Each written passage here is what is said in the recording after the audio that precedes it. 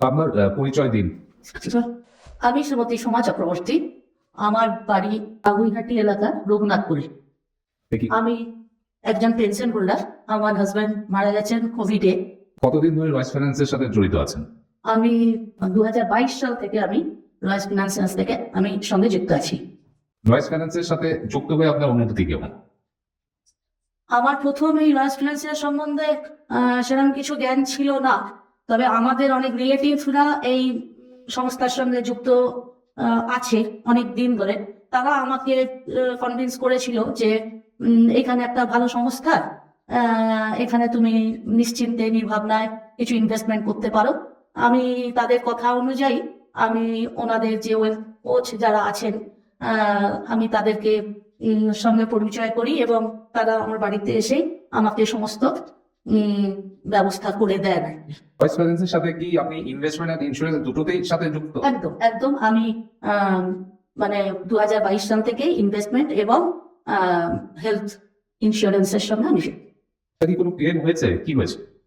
হ্যাঁ, আমার হঠাৎ করে 2024 সালে একটা সমস্যার সম্মুখীন হই এবং শারীরিক, তো তাতে আমাকে ওটি করতে হবে এরকম ডাক্তার পরামর্শ দিয়েছিলেন, হার্নিয়া। তো সেই জন্য আমি একটা সল্টলেকের বেসরকারি হসপিটালে ভর্তি হই এবং সেখানে আমার চিকিৎসা হয়।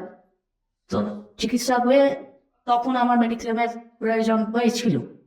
মেডিক্লেমটা কি ক্যাশলেস পেয়েছিলেন? না, আমার মেডিক্লেমটা ক্যাশলেস পাওয়ারই কথা ছিল, কিন্তু কিছু কিছু পেপারস ডকুমেন্টস এর ভুল ভ্রান্তির জন্য ওটা কোনোভাবে সমস্যা হয়। তার জন্য আমার ক্যাশলেস ব্যাপারটা হয়নি। পরবর্তীকালে রয়েস ফিনান্সিয়ালসের যে পক্ষ থেকে প্রচেষ্টায় আমার এটা ক্লিয়ারেন্স হয় এবং পরে আমি সমস্ত ক্লেমের টাকাটা আমি পেয়ে যাই। ক্যাশলেস ক্লেম না পাওয়াতে আপনার ফিলিংসটা কেমন ছিল? তখন আমার চারিপাশে আত্মীয় স্বজন প্রতিবেশীরা বলেছিল যেটা যে মেডিক্লেম ভুল ভাল, তোমার এটা নিয়ে নেয়, অথচ ও কাজের কাজ কিছুই হয় না। একটা বাজে আমার ধারণা তৈরি হয়েছিল এবং পারিপার্শ্বিক সবারই কথা অনুযায়ী আমি একটু বিমর্ষ হয়ে পড়েছিলাম যে এতগুলো টাকার ব্যাপার, কিন্তু আমি 2 বছর ধরে চালালাম কিন্তু সেটা পাচ্ছি না। কিন্তু যাই হোক, আমি শেষ মুহূর্তে কিন্তু এটার থেকে উপকৃত হয়েছি, মানে সর্বশেষে আর কি আমার এটা হয়ে গেছে আর কি। আপনি ক্লেমটা পেয়েছিলেন? আমি ক্লেমটা পরবর্তীকালে পেয়ে গেছি। আচ্ছা, এই পুরো প্রসেসে রয়েস ফাইন্যান্সের ভূমিকাতে আপনি খুশি? আমি ভীষণ খুশি, কারণ ওনারা যে এত বড় একটা সংস্থা আমার জন্য, আমি খুব সামান্য মানুষ, আমার জন্য যে ওনারা এতটা লড়াই করেছেন এবং ওনাদেরই আমি তো একটা সময় আশাই ছেড়ে দিয়েছিলাম যে পাবো না, সম্ভবই নয়, কিন্তু ওনারা কিন্তু এই অসম্ভবটাকেই সম্ভব করেছেন এবং আমার দৃঢ় বিশ্বাস জন্মে গেছে যে রয়েস ফিনান্সিয়ালস 1 নম্বর। মানে চোখ বুঝে যদি কেউ ইনভেস্ট কিছু করতে পারে বা এটা করতে পারে, তো রয়েস ফিনান্সিয়ালস একদম করতেই পারে। তাহলে ক্লেম দেয় না, সেটা কি ঠিক? না, ক্লেম দেয় না ঠিক, মানে এটা তো একদমই ঠিক না। যদি যে পেশেন্ট তার প্রপার ডকুমেন্টস, যদি কাগজপত্র যাবতীয় কিছু তার যদি সবকিছু সাবমিট করা থাকে, তাহলে আমার মনে হয় না কোনো কোনো সমস্যা হয়। সবকিছু কোনো কিন্তু এর মধ্যে লুকোচাপা কিছু থাকলে তাহলেই সমস্যাটা হয়। তো যদি ট্রান্সপারেন্ট ব্যাপারটা থাকে সবকিছুর মধ্যে, তাহলে আশা করি কোনো অসুবিধা হওয়ার কথা নয়। ক্লেম পেতে গেলে কোনো সাপোর্ট দরকার আছে কি? ক্লেম পেতে গেলে কি কারো সাপোর্ট, এরকম অর্গানাইজেশন বা কারোর এরকম দরকার আছে? হ্যাঁ, নিশ্চয়ই তার তো একটা দরকার আছে, কারণ আমরা তো এখন সত্যি কথা বলতে অনেক প্রতারকের ঠকবাজের এতে যুগে পড়ে আছি। তো আমরা তো একটা ভালো কোনো ওয়েলথ কোচ বা ভালো সংস্থার মাধ্যমেই আমরা এটা করতে চাই বা করা উচিত বলে আমি মনে করি, কারণ নিজের অনেক সময় ভুলভ্রান্তির লোককে নিয়ে তারপরে আমাদের উল্টোপাল্টা ডিসিশন হয়ে যায়। সেই জন্যই আমার মনে হয় এইগুলো সম্বন্ধে একটুখানি যাচাই করে এগুলো ঠিকঠাক করে করাটাই ভালো।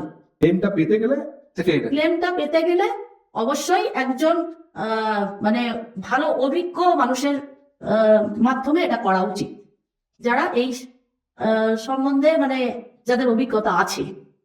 যেহেতু ভেবেছিলেন যে ক্লেম পাওয়া যাবে না, তাহলে না পাওয়া ক্লেম তো রয়েস ফাইন্যান্স পাইয়ে দিয়েছে।